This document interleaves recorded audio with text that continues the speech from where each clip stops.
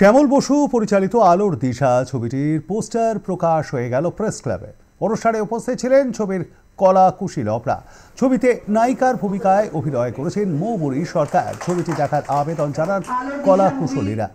নিজের সবটা দিয়ে সংসারকে আঁকলে রাখেন এমন গৃহবধূদের ভূমিকাকেই গল্প হিসেবে তুলে ধরা হয়েছে এই ছবিতে, জানালেন অভিনেত্রী মৌবরী সরকার।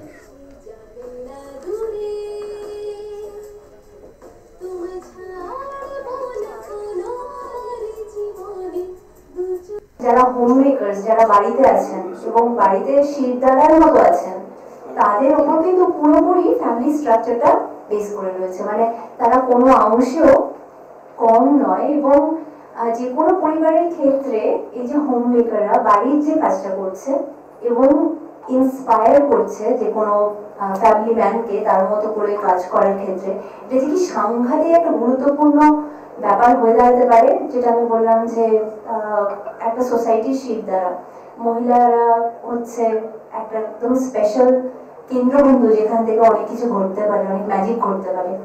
তো সেই জায়গা থেকে আমার মনে হয়েছিল যে আমার চরিত্রটা ভীষণ ভালো লেগেছে।